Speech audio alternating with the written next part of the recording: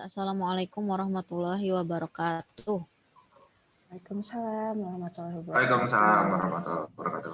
Okay, today we will discuss about new topic which is immunity and disease. Ini sebenarnya udah waktu S4 ya, cuman sekarang ada tambahannya lebih detail-detailnya gitu. Ini sebenarnya gampang ya, cuman apa ya, banyak perintilannya gitu. Jadi kalian tuh harus paham tuh sampai ke detailnya. Sampai ke detail, jadi mungkin kalau detail-detailnya lupa tuh akan sulit gitu. Nah, that's why jadi Miss memikirkan dari pagi ya gimana caranya ini ngejelasinnya biar gampang. So I decide I will try my best untuk Miss jelasin dulu secara general, baru kita ke detail gitu. Jadi Miss nggak ngejelasinnya dibalik, nggak akan dulu dari maturation of lymphocyte, B type of lymphocyte, nggak akan ke situ dulu, tapi langsung ke prakteknya dulu. Gimana sih pertahanan di tubuh kita? Baru nanti Miss balik ke, oh ternyata dari fungsi yang seperti itu kita bisa lihat bahwa aktor atau aktrisnya di dalam skenario ini ada limfosit tipe apa aja sih. Terus si ini tuh fungsinya satu-satu masing-masing fungsinya apa sih. Jadi Miss balik gitu dari konkretnya baru ke detail-detailnya, dari generalnya baru ke detail-detailnya. Hopefully it helps. I will try. Oke ya. So bear with me. Harus merhatiin ini. Bentar. Share screen. Share screen. Ya. Mana tadi PowerPoint-nya? Oke. Nah, Miss mulai dulu dari sini. Ini udah sih waktu S4 ya. So, our body has 3 lines of defenses against disease. Jadi tubuh kita punya 3 garis pertahanan.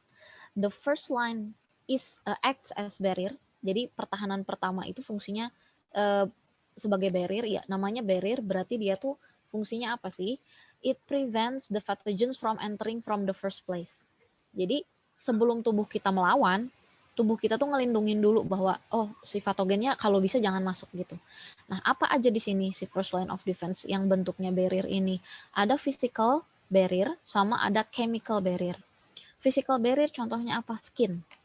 Ya, jadi skin itu dia tuh sel paling luarnya itu adalah sel mati yang rapat, yang bahkan kan air pun tidak masuk gitu loh. Air pun kan nggak masuk kalau misalkan kamu ngerendam tangan kamu ke dalam air gitu, bukannya jadi swelling, jadi air aja nggak bisa masuk. Cuman air bisa keluar lewat pores, karena ada pores gitu. Nah, jadi sebenarnya kalau misalkan kuman ada di dalam tangan kita, asal nggak kemakan, itu si kuman tuh nggak masuk, kecuali di pori-pori. Mau nggak mau, soalnya tubuh kita nggak mungkin nggak bolong, harus ngeluarin keringat kan, gitu. Nah, sekarang second line of defense. Second line of defense ini adalah phagocyte. Jadi phagocyte ini dia itu destroys any pathogens that break through the first line. Jadi kalau misalkan, chemical barrier-nya belum. Tadi itu baru physical barrier ya. Physical barrier tadi skin. Terus physical barrier yang lain contohnya adalah nose hair misalnya. Terus the mucus in the airways. Ya, nose hair, terus mucus in the airways. Jadi ada lendir di dalam saluran napas kalian yang trapping the fine dust gitu ya. It's also physical barrier. Itu chemical barrier. Tapi chemical barrier yang paling sering dibahas itu adalah hydrochloric acid in the stomach gitu. Kan mau nggak mau makanan yang kita makan itu nggak bisa 100% mungkin steril ya. Jadi our body has specific chemicals that kills any pathogens that comes within the food and drink gitu, which is hydrochloric acid. Nah, jadi kayak tadi contoh physical barrier adalah skin sama nose hair, sama skin sama nose hair yang sering dibahas. Kalau chemical barrier-nya itu tadi mucus in the airways, terus hydrochloric acid in the stomach, sama satu lagi yang sering dibahas itu adalah enzymes in your tears. Jadi di dalam air mata kalian itu ada enzim yang bisa merombak zat-zat yang masuk ke mata gitu ya. Nah sekarang, if the pathogens can break through the barrier, akan ada second line of defense which is phagocyte. Apa itu phagocyte? Phagocyte itu a kind of white blood cell that destroy any pathogens that break through the first line dengan cara dimakan. Jadi dimakan, dicerna, dihancurkan ke dalam sama selnya melalui pakai enzim di dalamnya. Nah, fagosit ini dia itu khasnya adalah immediate. Ini tuh khasnya dia tuh immediate response. Jadi in seconds. Maksudnya gimana? Kalau misalkan gini, kamu ke ya nauzubillah zalik, tapi misalnya tangan kita luka ya kena pisau nih. Luka kena pisau. Pasti setelahnya kamu akan lihat itu tuh langsung di sekitar sini tuh kayak apa ya? Kayak memar gitu.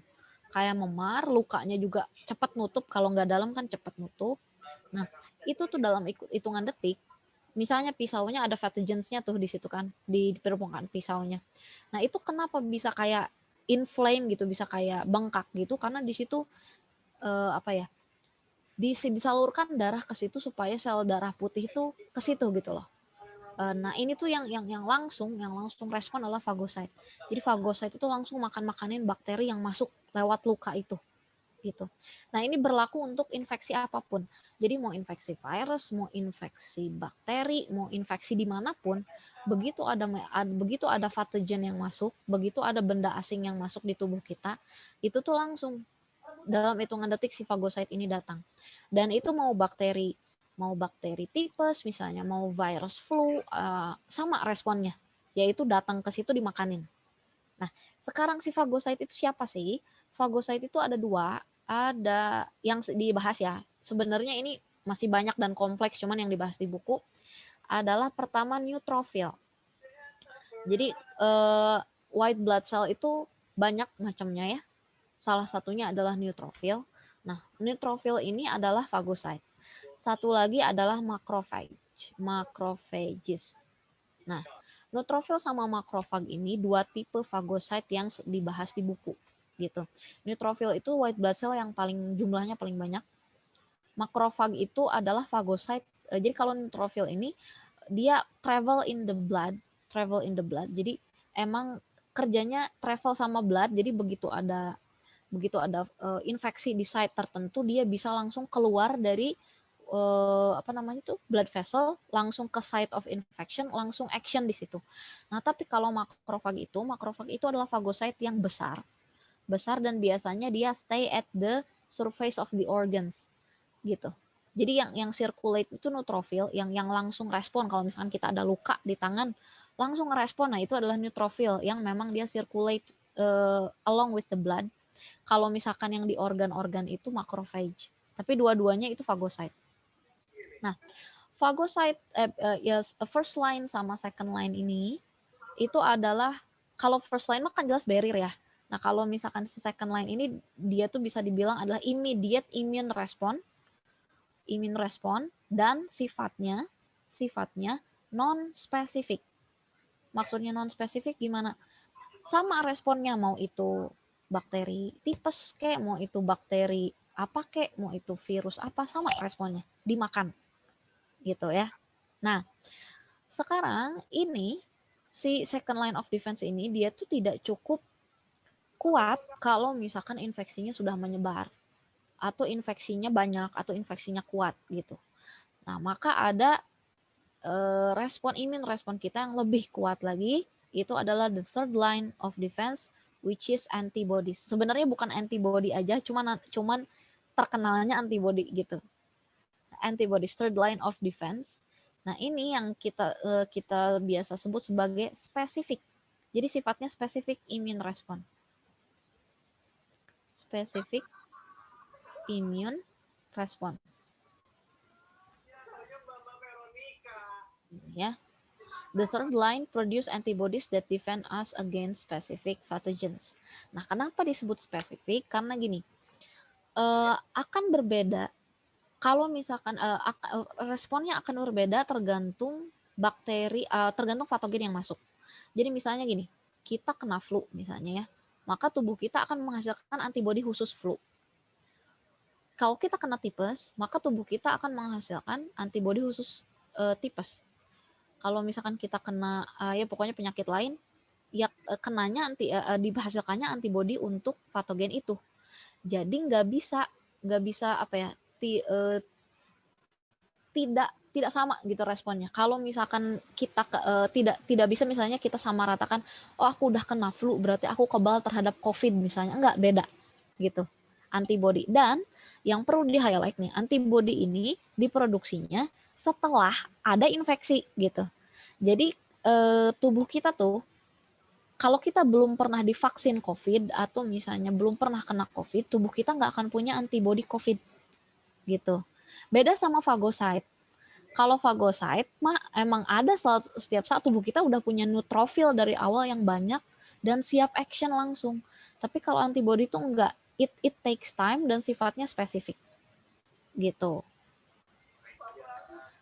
Nah, sekarang kita masuk ke spesifik ke third line of defense ya. Ini yang first line sama second line. Nanti kalau mau dibahas detail nanti, soalnya gampang juga sih. Dan kalian udah pernah waktu di S4 tidak ada perubahan. Nah, sekarang kita akan masuk ke third line of defense-nya, specific immunity. Nah, ini Miss akan jelaskan sedikit seolah-olah kayak beda dari buku, tapi sebenarnya sama. Sebenarnya sama. Jadi kalau kalian baca buku, mungkin kalian pusing ya, maksudnya apa. Nah, makanya I will try to explain supaya begitu kalian baca buku, kalian tuh ngerti maksudnya gimana gitu ya. Oke. Nah, specific immunity itu dibagi dua. Ada yang namanya cell-mediated immune response, ada yang namanya humoral immune response. Apa itu cell-mediated immune response dan apa itu humoral immune response? Humoral itu artinya adalah cairan. Cairan. Cell-mediated di artinya dimediakan dengan sel gitu. Ya, jadi melalui sel intinya gitu. Nah, ini kenapa dibedakan seperti ini? Jadi gini, sifat infeksi itu beda. Ada yang dia itu infeksinya masuk ke sel, si patogennya, ada yang enggak. Kayak misalnya virus itu dia infeksinya masuk ke sel kan si virusnya. Jadi kalau si virusnya masih located in the blood atau in the tissue fluid, dia belum masuk ke sel. Itu dia belum haven't done any harm to us gitu. Jadi kalau misalkan orang yang misalnya kena nauzunzalik ya, kena HIV gitu, kena HIV, tapi belum si virusnya tuh satu misalnya gitu ya, belum masuk ke dalam sel, itu belum ada gejala, belum ada kerusakan yang dia buat gitu loh. Kalau humoral immune response itu biasanya contohnya misalnya bakteri ya, bisa bakteri bisa virus gitu ya. Cuman humoral immune response itu respon yang terjadi bahkan ketika si patogennya masih di cairan, belum masuk ke sel gitu. Jadi kalau cell mediated immune response itu immune response yang mengatasi ketika si patogennya udah masuk ke sel. Kalau humoral immune response itu mengatasi ketika si patogennya bahkan ada di cairan.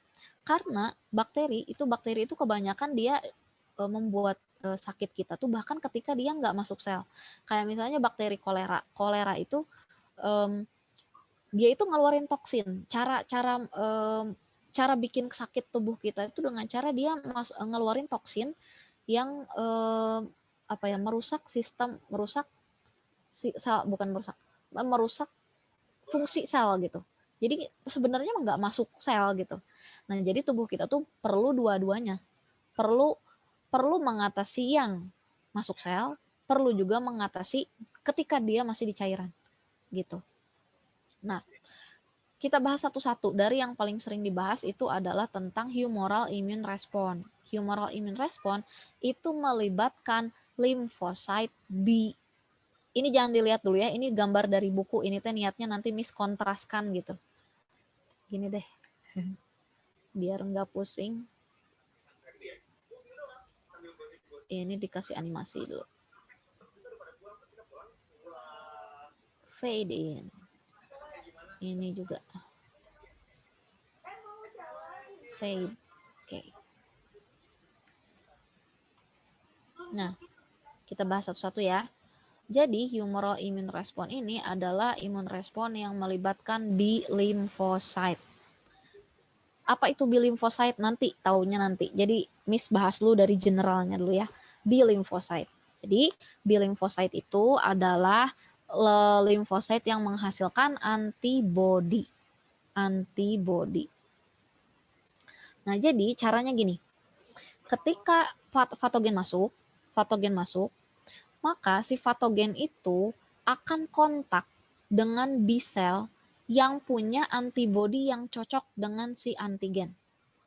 Jadi misalnya gini, jadi tubuh kita itu seperti tadi yang Miss bilang, antibodi itu sifatnya spesifik. Jadi dia itu bentuknya komplement dengan antigen. Misalnya gini, sorry, hapus. Gak bisa di undo, ini harus dihapus. Nah,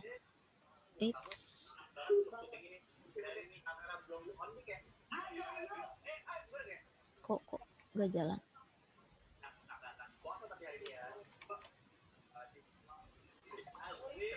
Bentar, pen tabletnya disconnect. Oh iya. Oh, nah ini.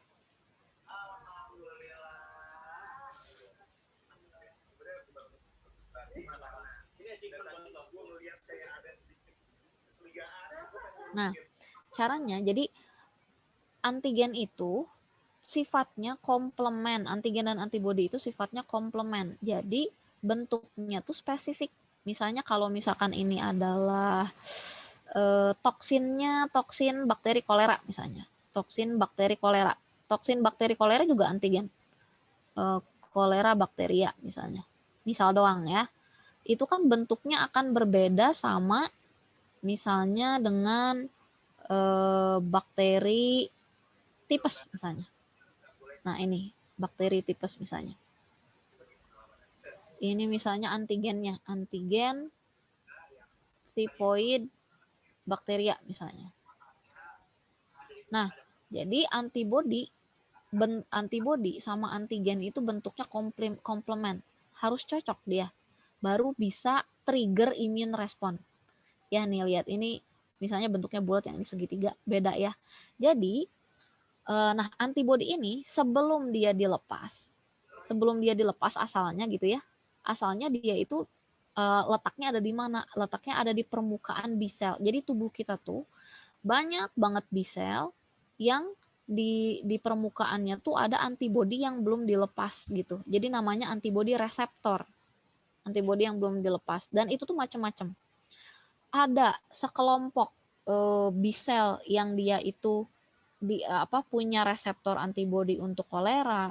Ada sekelompok B cell yang dia itu punya reseptor antibodi tipes, ada buat HIV, buat COVID, itu ada semua. Jadi tubuh kita tuh punya, cuman dalam jumlah yang kecil. Jadi untuk immune respon ke trigger mun kita mah gitu ya, untuk immune respon itu terjadi harus ketemu dulu sama dia, harus kontak dulu, harus kontak. Nah, setelah kontak, ini terjadi kontak nih ya, patogen si antigen sama B cell-nya, B cell yang punya antibodi reseptor yang cocok.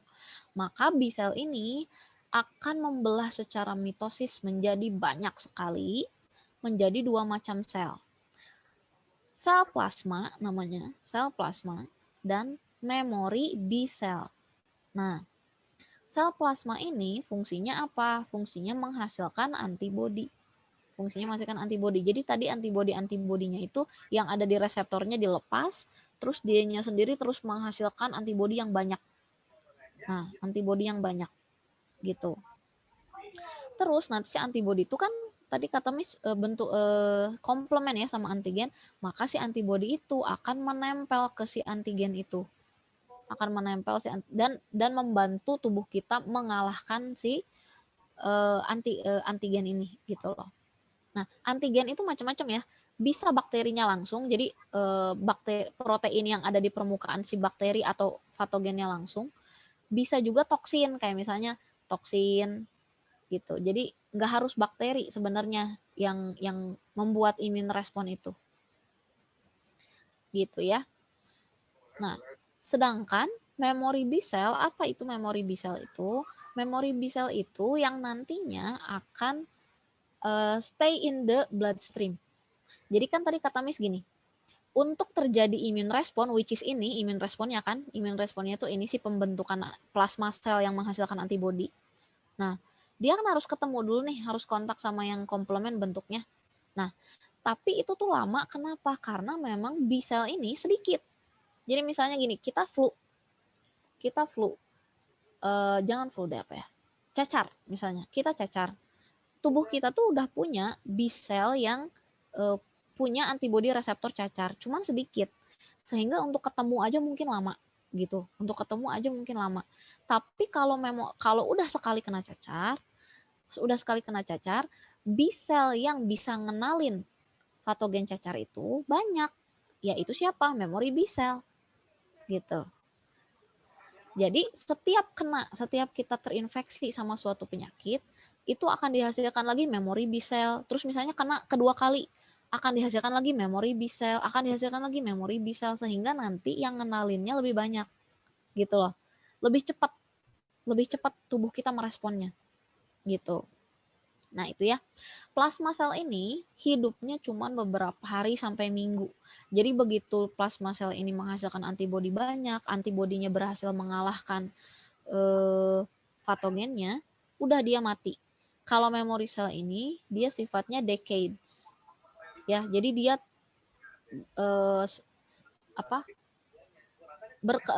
berkeliling di dalam tubuh kita gitu loh. Nah gitu ya. Nanti intinya sampai sini yang humoral immune response. Ada pertanyaan dulu nggak humoral immune response? Ini udah sih di S4. Ada pertanyaan nggak? Soalnya things will get complicated. Ini banyak detail yang mislewat. Ngerti sampai sini ya? Oke. Nah, itu nanti gambarnya terakhir. Nah, sekarang cell mediated immune response. Nah, cell mediated immune response ini adalah tadi kata Miss sel yang immune response yang dia itu berusaha mengalahkan patogen yang masuk ke sel. Jadi kalau misalkan kalau ini kan patogennya di cairan, baik di darah ataupun di tissue fluid gitu. Nah, ini si humoral immune response ini bisa terjadi dalam beberapa hari, ya, jadi nggak terlalu lama gitu ya.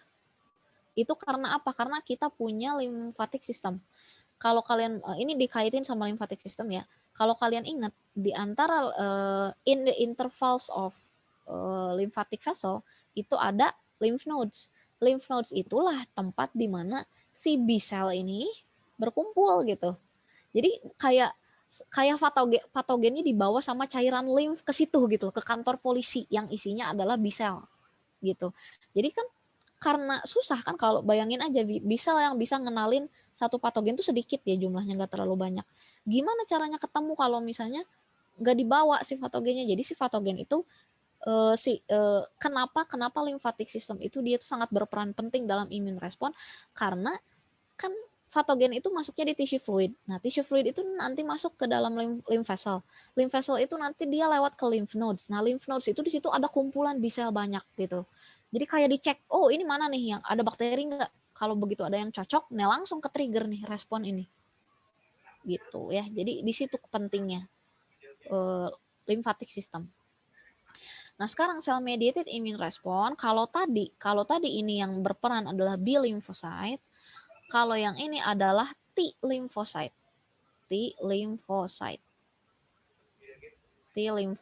Lebih tepatnya namanya adalah killer T cell. Kalau yang tadi B lymphocyte ya. B lymphocyte yang akan membelah jadi plasma cell dan memori B cell. Ya, memori B cell. Plasma cell itu sebutan untuk sel B cell yang udah punya tugas khusus sebagai penghasil antibodi gitu loh. Jadi sebenarnya ini B cell yang sudah membelah gitu. Sebenarnya sama aja B cell gitu. Nah, kalau ini adalah T lymphocyte. Nah, caranya gimana? Jadi, ketika misalnya our cell is infected by virus. Nah, si virus ini atau misalnya ya pokoknya ada bakteri atau virus yang masuk aja ya, entah itulah bakteri atau virus. Dia itu kan dia tuh punya antigen ya. Setiap virus sama bakteri kan punya antigen khas dia. Nah, sel kita itu akan merepresentasikan bahasanya gimana ya? Memunculkan antigennya si patogen ke permukaan sel. Ya, jadi ini sel yang infected. Ini ada patogen misalnya, ini ada patogen. Dia punya antigen. Nah, si antigennya ini ya akan dimunculkan keluar sama sel tubuh kita tuh akan dimunculkan keluar gitu. Jadi, nah ini tuh kayak supaya apa? Ini tuh ngasih tahu bahwa oh saya kena infeksi nih gitu loh. Jadi si selnya ngasih tanda, sel tubuh kita tuh ngasih tanda bahwa red flag gitu loh, saya kena infeksi gitu dengan cara memunculkan antigennya. Nah, ini akan dikenali sama T limfocyte. Jadi T limfocyte itu dia tuh keliling dia tuh sering patroli, dalam tanda kutip sering patroli. Dia itu memang kalau sedang patroli dia itu kayak apa ya, nempel ke sel tubuh kita, nyari sel yang antigennya berubah, yang reseptornya berubah, yang permukaannya berubah karena dia sedang menandakan bahwa dia terinfeksi gitu loh. Nah, nama selnya adalah killer T cell atau namanya cytotoxic T cell. Makanya di sini disebutnya TC. Karena itu tuh dari T cytotoxic maksudnya gitu ya. Cytotoxic T cell itu sama aja kayak killer T cell. Nah, jadi si killer T cell ini dia tuh punya reseptor yang bukan antibodi, tapi dia juga komplement terhadap antigen. Sifatnya spesifik. Nah, kalau tadi ini bedakan nih. Kalau B cell, dia itu reseptornya bentuknya antibodi, jadi disebutnya antibodi reseptor. Gitu. Kalau ini enggak, reseptor aja. Reseptor aja, jadi tidak bisa dilepas jadi antibodi gitu. Cuman bentuknya komplement juga terhadap si antigen. Makanya ini tetap spesifik immune response. Nah, kalau misalkan si sel yang kena infeksi ini ketemu sama sel sitotoksik yang cocok, yang komplement, yang reseptornya komplement dengan antigen yang dia munculkan, maka itu akan men-trigger si killer T cell ini untuk mengeluarkan protein yang akan menghancurkan si sel yang terinfeksi. Gitu. Jadi bayangin, yang patroli itu bukan cuma satu jenis nih. Misalnya ini buat jangan kolera apa ya? Virus flu misalnya.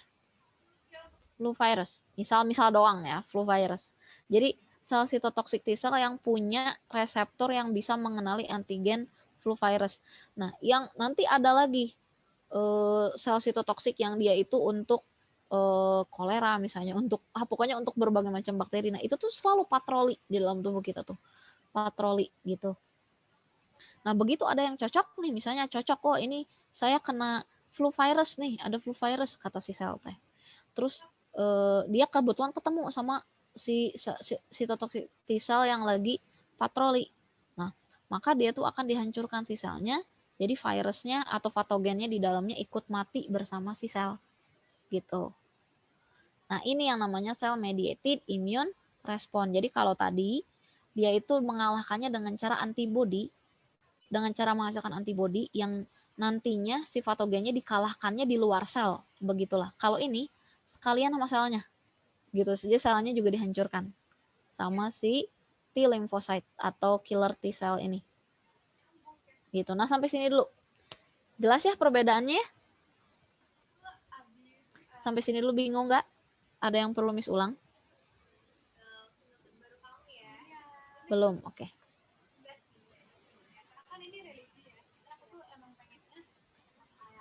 BTW itu ada suara loh. Ada suara yang kayak ngobrol gitu. Halo, ini siapa yang mic-nya on ya? Coba Miss cek dulu. Ada yang mic-nya on? Dila? Dila? Oh iya.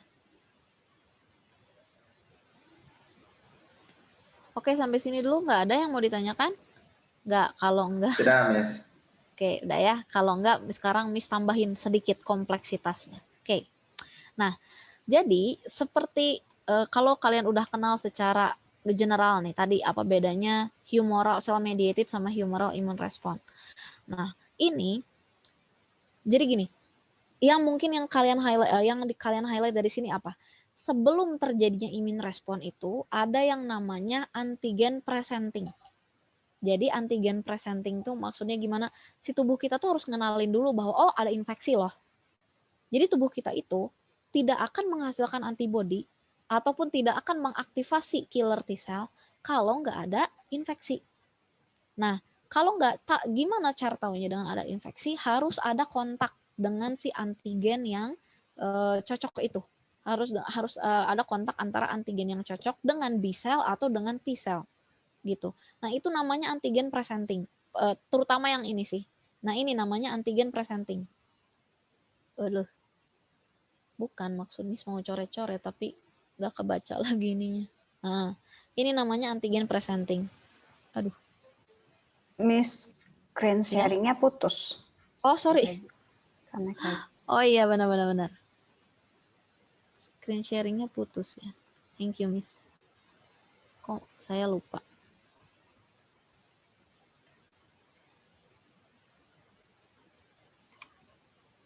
Nah, ini namanya antigen presenting nih. Jadi, di mana si sel itu memunculkan antigen supaya dikenali. Ya, itu namanya adalah antigen presenting, antigen presenting. Peristiwa ini tuh. Nah, untuk menghasilkan antibodi itu butuh banyak energi, butuh banyak selain butuh banyak energi, butuh banyak protein, jelas ya, karena dia juga kan terbuat dari protein gitu. Jadi tubuh kita tuh kalau sedang melawan sesuatu tuh lemah gitu. Jadi tubuh kita tidak akan menyia-nyiakan energi dengan cara membentuk antibodi, membentuk banyak plasma sel, membentuk banyak memori sel, melakukan mitosis terus-terusan gitu. Kalau misalnya nggak ada infeksi gitu. Bahkan kalau sampai terjadi gitu misalnya, tubuh kita menghasilkan antibodi untuk antigen kita sendiri gitu misalnya. Oh, itu parah gitu. Dan itu ada ya, itu namanya autoimun gitu. Jadi memang dia tuh terjadinya kalau ada infeksi saja. Makanya peristiwa yang namanya pengenalan ini penting banget gitu. Ini kuncinya, kunci dari specific immune response gitu. Jadi tubuh kita tuh nggak akan wasting energy and time for this gitu. Nah, antigen presenting ini ya jadi sifat peristiwa di mana tubuh kita mengenalkan bahwa ini red flag nih lagi ada infeksi. Nah, itu tuh hanya terjadi ketika ada infeksi dan bisa terjadi dengan banyak cara. Salah satunya adalah ini, dengan makrofag. Ya, dengan makrofag. Jadi, tadi kalau kalian masih ingat makrofag itu apa? Makrofag itu adalah fagosit yang besar. Fagosit yang besar yang tadi kata Miss, dia itu biasanya ada di permukaan organ gitu. Nah, jadi yang bisa presenting antigen itu adalah tubuh kita atau makrofag gitu. Sebenarnya banyak banget ini, cuman yang dibahas gitu ya. Yang dibahas sama sekarang di JC1 adalah tuh sel kita, sel terinfeksi. Jadi yang bisa melakukan antigen presenting itu adalah sel yang terinfeksi atau makrofag gitu. Nah, tapi beda kalau misalkan tubuh kita, sel kita yang terinfeksi melakukan antigen presenting itu langsung ke sitotoxic T cell. Jadi sitotoxic T cell atau killer T cell ini langsung respon gitu, immediate responnya. Begitu dia kenal nih, terinfeksi nih, ini cocok nih, langsung dihancurin kan gitu. Nah, tapi kalau makrofag dia tuh presennya ke siapa? Bukan ke killer T cell. Kalau ke killer T cell nanti si killer T cell-nya ngebunuh makrofag dong. Sementara makrofag kan dia itu memang sifatnya jadi gini, dia tidak perlu dihancurkan gitu karena makrofag itu fungsinya apa? Dia makanin patogen gitu. Nah, jadi caranya makrofag presenting antigen tuh gimana? Jadi makrofag kan makan makanan si patogen, misalnya virus ya. Nah, kemudian dia akan memunculkan si antigennya ke permukaan. Nah, nanti itu akan dikenali oleh helper T cell. Jadi namanya helper T cell. Helper T cell ini kalau dianalogikan dia itu seperti komandan. Komandan dia itu yang nyuruh gitu. Jadi dia tuh nyuruh banyak sel gitu, mengkoordinasi banyak sel. Nah, jadi si makrofag ini akan merepresentasikan si antigennya ke helper T cell. Terus yang dilakukan helper T cell apa? Bukan menghancurkan makrofag seperti killer T cell, bukan. Yang akan dilakukan helper T cell adalah mengsekresi zat kimia yang namanya cytokine. sitokin ya bahasa Indonesianya. Sitokin inilah yang akan memberitahu sel B dan sel T untuk beraksi gitu. Jadi sitokin ini akan memberitahu sel B dan sel T untuk beraksi. Gimana aksinya sel T? Ya kayak tadi sel T itu membunuh sel yang terinfeksi gitu. Sedangkan sel B tadi adalah dia menghasilkan antibody dan memori B cell. Oh, yang tadi ini juga sel killer T cell juga menghasilkan memori cell ya, cuman memori cellnya ya memori killer T cell gitu loh. Nah, jadi sel B ini untuk bisa dalam artian untuk bisa teraktivasi menghasilkan antibody dan memori cell ada dua cara. Dengan cara dia kontak langsung gitu karena dia punya reseptor antibody atau dengan cara diaktifasi oleh T helper cell lewat sitokin ini, zat kimia dengan sitokin ini gitu. Jadi bisa dua cara untuk dia membelah jadi plasma cell dan memori cell tuh untuk dia teraktivasi intinya gitu. Bisa diaktifasi memang kontak langsung, bisa diaktifasi sama sel sitokin dari helper T cell. Nah, begitu juga killer T cell. Begitu juga dengan killer T cell. Killer T cell ini dia itu bisa jumlahnya membanyak. Jumlahnya membanyak itu. Jadi sebelum menghancurkan selnya kan dia mitosis dulu nih, mitosis jadi killer T cell gitu. Jadi sekelompok killer T cell yang banyak. Itu gimana caranya? Bisa dia kontak langsung begini gitu atau dia diaktifkan oleh sitokin. Jadi kalau dia udah banyak nih ya, misalnya dia udah banyak nih, kan akan lebih cepat menemukan sel yang terinfeksi gitu loh. Akan lebih cepat menemukan sel yang terinfeksi. Gitu. Jadi antigen presenting itu dilakukan oleh dilakukan oleh dua macam sel kalau yang dibahas di Jason sekarang. Oleh makrofag dan langsung oleh sel yang terinfeksi. Kalau sel yang terinfeksi, dia antigen presentingnya langsung ke killer T cell dan killer T cell-nya langsung ngebunuh sel tersebut. Kalau misalkan makrofagma, dia presenting antigennya itu ke T helper T cell yang akan nantinya mengaktifasi sel B dan sel T gitu. Gitu.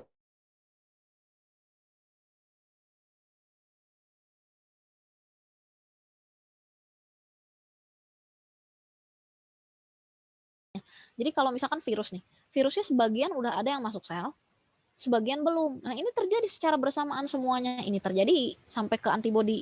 Ini terjadi. Jadi si virusnya dibunuh di luar sebelum masuk dan sel yang udah terinfeksinya juga dibunuh. Gitu. Jadi ini tuh satu kesatuan. Tergantung patogennya bagaimana. Gitu loh. Nah, sampai sini dulu. Any question? Kompleks ya. Nah, kalau kalian udah ngerti sampai sini, insya Allah pas baca buku tuh make sense. Jadi, oh maksudnya tuh gini. Pasti bingung pas baca buku, apa antigen presenting, dan lain-lain gitu loh. Nah, sampai sini dulu ada pertanyaan? Gak ada? Ada yang bingung nggak? Nggak, nanti ini gambarnya Miss kasih deh ya, supaya kalian bisa lihat lagi. Nah, sekarang kita samakan dengan gambar yang di buku ya, biar kalian bisa memahami gambar yang di buku gimana. Sebenarnya sama dengan gambar yang Miss pakai nih ya. Jadi, humoral immune response itu dijelasin di buku bagian B cell. Karena memang humoral immune response itu melibatkannya B cell. Jadi, pertama, only one of this B cell has an antibody receptor that is specific to the shape of antigen. Jadi intinya gambar ini tuh menjelaskan bahwa coba lihat, tubuh kita itu memiliki banyak B cell, memiliki banyak B cell. Ini kekecilan deh, Miss. Liatin gambarnya yang di buku aja ya, biar bisa di zoom. Ini kalau kalian belum baca bukunya pasti pusing, makanya kemarin mudah-mudahan pada ngerjain ya worksheetnya. Mana sih?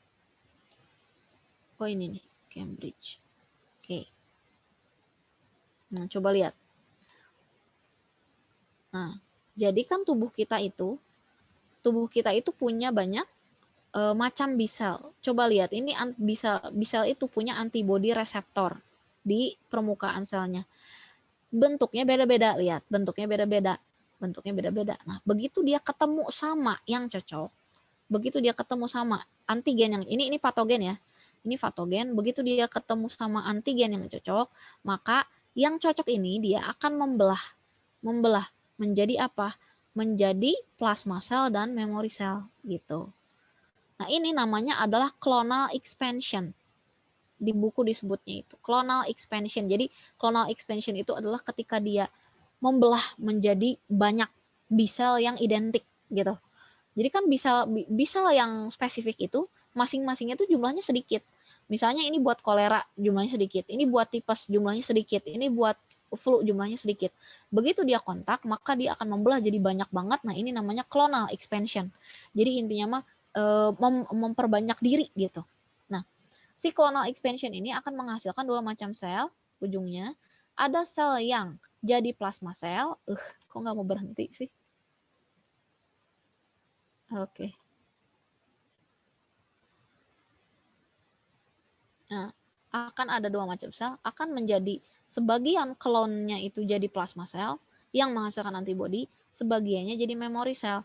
Yang menghasilkan antibodi, nanti antibodinya akan membantu membunuh patogen, yang menjadi memory cell nanti dia akan circulate around the body dan membantu mempercepat proses lagi. Jadi karena dia makin banyak, ketemu lagi nih sama patogennya, nanti dia ngebelah lagi, jadi antibodi molekul sama jadi memory cell lagi. Nanti misalnya memory cell ini dia ketemu lagi misalnya, maka akan clonal expansion lagi. Jadi jangan dipikir ini tuh terjadi sekali, enggak. Ketika kita infeksi tuh misalnya satu ketemu, ini terjadi, sel yang lain ketemu lagi, terjadi juga hal yang sama persis. Jadi akan melonjak dalam jumlah yang banyak gitu. Akan melonjak dalam jumlah yang banyak langsung. Apalagi setelah ada memory cell gitu. Karena jumlahnya jadi banyak.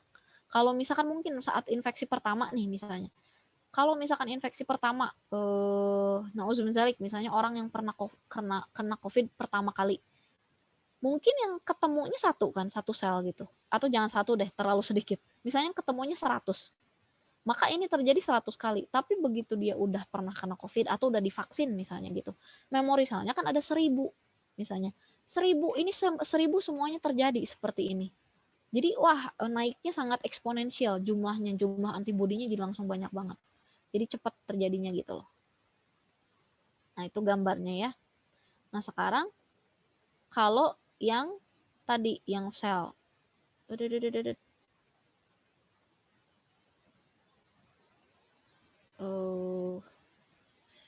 Bentar. Nah, sama ini juga. Nah, ketika ada sel yang infected, dia itu bisa antigen presenting. Nah, antigen presenting ini bisa ke killer T cell, bisa ke helper T cell. Jadi helper T cell itu bisa nerima dari sel bukan nerima. Bisa mengenali antigen presenting dari sel tubuh yang terinfeksi, bisa dari makrofag tadi ya, si helper T cell ini. Cuman kalau makrofag cuman ke helper T cell, nggak ke killer T cell gitu. Lu gimana ya Miss ngomongnya Pak Baliut, tapi intinya jadi makrofag itu presentingnya ke helper T cell, tapi si helper T cell itu bisa mengenali dari makrofag ataupun dari sel yang terinfeksi langsung gitu loh. Sel yang terinfeksi langsung. Kalau killer T cell itu mengenalinya dari sel yang terinfeksi saja gitu. Mudah-mudahan bisa dipahami. Coba nanti dibuka lagi gambarnya yang tadi nanti Miss kasih. Nah, si helper T cell ini, jangan ke helper T cell dulu, ke killer T cell deh. Killer T cell ini begitu dia mendeteksi bahwa udah ada sel tubuh yang terinfeksi, maka dia akan membelah secara mitosis dan langsung membunuh sel yang terinfeksi. Mana gambarnya?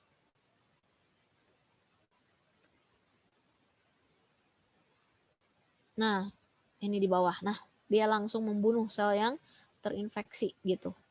Ya, jadi dengan cara apa? Membuat lubang. Dia itu akan ngeluarin protein yang membuat lubang di permukaan sel yang terinfeksinya. Gitu, sehingga si selnya burst. Gitu ya.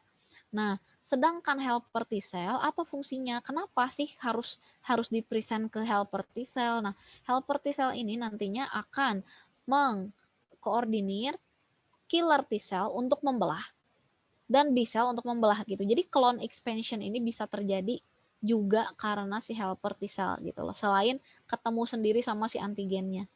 Ini juga berguna kalau misalkan jauh kan infeksinya. Kalau infeksinya jauh, dia ngeluarin zat kimia untuk ngasih tahu ke semua B cell dan T cell yang cocok bahwa oh ini lagi ada infeksi loh. Gitu, makanya butuh fungsinya si helper T cell ini. Nah, helper T cell-nya sendiri selain dia mengeluarkan sitokin tadi, dia juga membelah secara mitosis membentuk yang namanya memori T helper. Jadi nanti di ujung infeksi itu ada 3 macam memori sel. Memori B cell, memori killer T cell, sama memori T helper cell. Helper T cell. Gitu ya. Oke, sampai sini dulu. Bisa dipahami? Miss yakin bingung, tapi nggak apa-apa, nanti kita bahas lagi. Kalian ini harus baca lagi, wajib. Jadi udah Miss terangin ini, kalian baca lagi bukunya. Jadi sekarang bisa make sense gitu, kalau kemarin baca bingung. Terus nanti kita bahas lagi kalau misalkan masih bingung. Sampai sini dulu, ada pertanyaan nggak? Nggak ada? Oke, kalau nggak, oh ada nih, chat. Neutrophil nggak masuk proses antigen presenting, Miss? Nggak.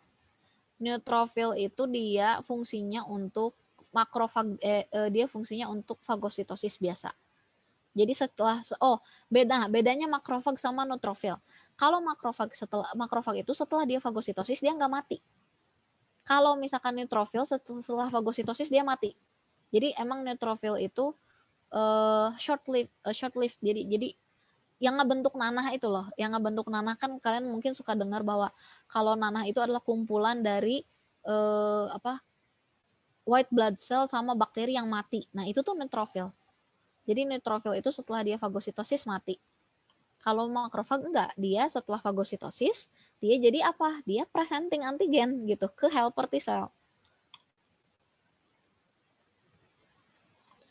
Nah, sekarang Miss akan masuk, baru setelah kalian memahami fungsinya, sekarang Miss akan masuk ke maturation of lymphocyte gitu.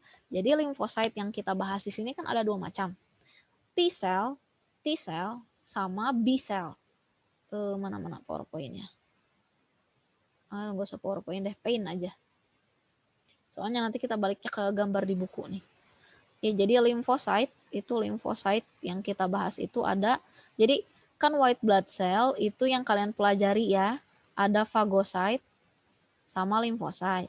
Nah, lymphocyte yang sendiri yang kita pelajari ada B cell sama ada T cell. Tadi B cell itu fungsinya adalah untuk antibodi ya, menghasilkan antibodi. T cell yang kalian pelajari itu ada 2.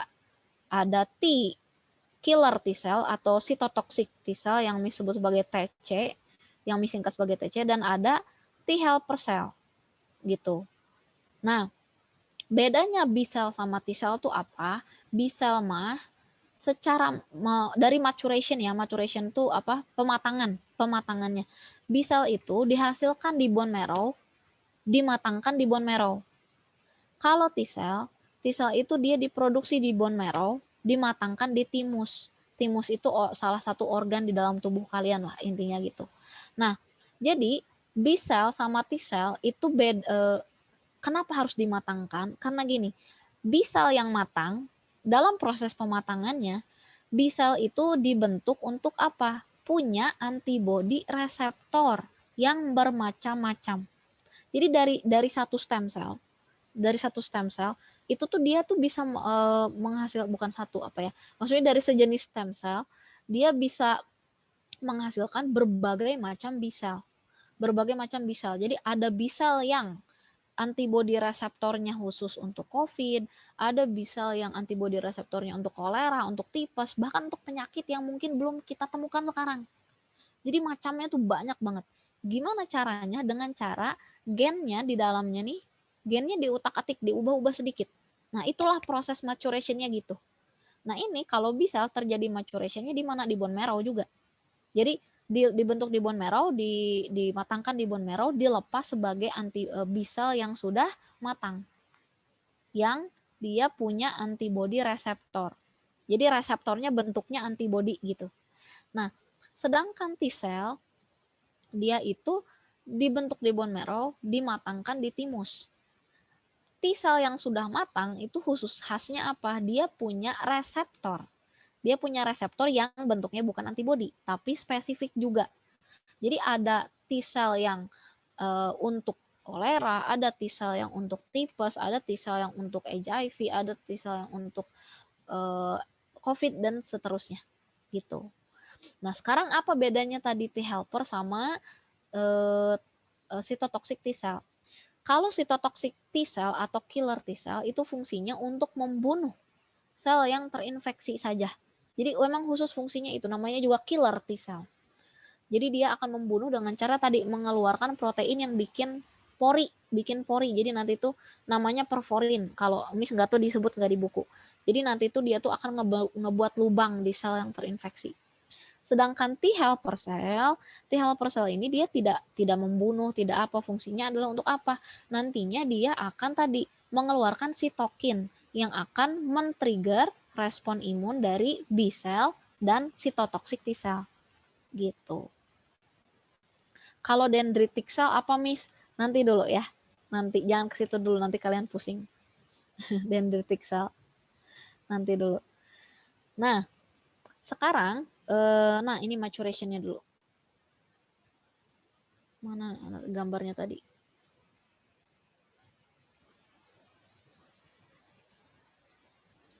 Bisa dulu ya. Aduh, 2 menit lagi. 2 menit lagi. Mana gambarnya? Oh, tadi kelewat. Nah, ini maturation of B cell. Nah, coba lihat. In bone marrow, immature B cell divide by mitosis. Nah, immature B cell itu nanti ketika sudah mature-nya, dia akan membuat antibody receptor. Nah, antibody receptor located in cell surface membrane and mature B cell each with a different antibody receptor. Tapi ini tuh nggak satu ya. Ini kan ilustrasi doang. Ini misalnya dihasilkan, ini misal doang. Ini 1000, ini 1000, ini 1000, ini 1000 gitu. Nah, 1000 itu nanti disebar ke seluruh tubuh gitu. Ini misal doang ya, jumlah aslinya Miss nggak tahu berapa, tapi yang jelas ini tuh only in small clone. Jadi clone ini satu, jadi misalnya 1000 ini untuk kolera, maka ada clone namanya clone mature bisa untuk kolera. Nah, si clone ini tuh kecil. Begitu ada infeksi, dia akan membelah. Nah, proses pembelahannya itu disebut clone expansion karena jadi banyak gitu loh. Jadi banyak si clone itu. Nanti setelah infeksinya selesai, udah dikalahin sama antibody gitu ya. Memori B cell itu yang membuat kenapa clone-nya bisa jauh lebih tumbuh lebih cepat karena misalnya ada 1000. Setelah ada memori cell jadi 1.000.000 misalnya gitu. Ada 1.000.000 si clone-nya kan. Itulah memori cell tuh. Itu memori cell itu nanti bertindak sebagai mature B cell yang circulated around the body gitu. Itu namanya memori cell. Gitu. Ya. Nah, sedangkan ini maturation of T cell. Nah, bedanya sedikit sebenarnya. Sama ini. In bone marrow, immature T cell divide by mitosis. Nah, dia dilepas dari bone marrow dalam bentuk immature T cell dibawa ke timus. Nah, in thymus, each T cell matures. Ngebentuk clone. Jadi ada clone untuk ini, antigen ini, ada clone untuk antigen ini, ada clone untuk antigen ini. Nah, mature T cell each with a different T cell receptor. Coba di sini tidak ada tulisan antibody reseptor karena memang reseptornya dia stay di situ. Nantinya enggak akan jadi antibody gitu. Bukan antibody bentuknya. Gitu. Yang nantinya dia tuh circulate around the body untuk kalau dia salah satunya kan killer T ya, killer T nanti dia circulate around the body untuk ngecekin sel mana nih yang terinfeksi. Sebagian jadi T helper gitu yang nantinya dia nerima antigen dari makrofag gitu atau dari tubuh atau dari sel yang terinfeksi juga gitu. Sampai sini dulu ada pertanyaan? Enggak? Oke, kalau nggak ada pertanyaan, satu lagi yang mau bahas, sorry, bentar aja. Nah, gimana caranya antibodi ngalahin? Gimana caranya antibodi ngalahin patogen? Miss, emang kenapa sih, apa signifikansi dari antibodi? Nah, antibodi itu banyak dia cara ngalahinnya. Ini pernah waktu S4. Nah, antibodi karena dia sifatnya komplement terhadap antigen dan dia punya dua kaki, maka dia itu satu antibodi itu dia bisa nempelin banyak patogen. Jadi misalnya satu kakinya nempel sama patogen ini, satu kakinya nempel sama patogen ini. Terus nanti ada antibodi lagi. Terus yang satunya nempel sama ini ya. Nah, gini kan. Nah, jadi dia itu bisa bikin agglutination atau apa namanya tuh ya? Agglutination itu bahasa Indonesianya penggumpalan. Jadi si bakterinya tuh digumpalkan di satu tempat gitu, si patogennya tuh. Atau dia bisa blocking, neutralizing the toxin. Jadi toksinnya kan dia tuh toksin itu cara ngerusaknya adalah dia nempel ke reseptor sel. Nah, kalau toksinnya udah diikat sama antibodi, jadi si toksinnya nanti nggak bisa nempel lagi ke sel, sehingga nggak akan bikin fungsi selnya terganggu, gitu. Atau bisa juga dia nempel, jadi si antibodi itu ngeroyokin, kayak nempel di satu patogen, banyak antibodi, sehingga dia bukan neutralizing, ini tuh namanya apa ya? Didiemin gitu. Jadi dia tuh nggak bisa gerak, si bakterinya tuh nggak bisa kemana-mana gitu, karena dia dikepung di situ, di immobilize. Nah, itu dia, immobilize the bacterium or virus di tempat itu. Nah, ini baik dia di immobilize atau dia atau dia digumpalkan, atau misalnya toksinnya toksinnya di bind jadi dia nggak bisa kerja, nantinya diapain? Akan difagositosis oleh fagosit gitu. Jadi sebenarnya kerjanya tuh nggak misah, jadi kerja sama gitu ya, third line sama second line juga kerja sama gitu. Jadi nanti kan kalau misalkan fagositosis satu-satu mungkin ya gitu, satu di sini, satu di sini. Nah, kalau ini kan udah dikumpulin jadi lebih cepat, jadi enhances the work of fagositosis gitu. Atau antibody sendiri dia itu bisa namanya activation of complement molecule, jadi intinya dia bikin selnya jadi bolong aja. Ini nanti dibahas lebih lanjut lah, sekarang nggak ada waktu. Jadi intinya antibody juga bisa killing directly dengan cara punching holes gitu, mirip sama dengan killer T cell gitu. Nah, gitu ya. Oke. Dah, hari ini sampai sini dulu, takut bingung. Oke, silakan, ada pertanyaan? Nggak ada, I'm sorry ngambil 5 menit ya. Kalau nggak ada, silakan sekarang kalian kalau nanti ada waktu dibaca lagi bukunya, pahami. Jadi sekarang Miss udah jelasin, sekarang kalian pahamin. Bikin, kalau misalkan belum paham juga, bikin diagram sendiri. Oh, ini yang terjadi ini. Ini yang terjadi ini. Oh, fungsinya killer T cell ini. Fungsinya B cell ini. Oh ya, terus terjadi ini. Nah, nanti kalau misalkan kalian bingung di tengah-tengah, tanya sama Miss. Karena ini kalian benar-benar nggak bisa cuma ngandelin sekarang Miss ajarin, pasti udah ini lupa kalau kalian nggak review lagi. Sementara ini sangat kompleks gitu ya. Oke, ada pertanyaan? Oke, kalau nggak ada pertanyaan, thank you for your attention. Kalau misalkan di tengah-tengah ada pertanyaan, silakan WhatsApp Miss kapan aja ya. Assalamualaikum warahmatullahi wabarakatuh. Waalaikumsalam Waalaikumsalam warahmatullahi wabarakatuh. wabarakatuh.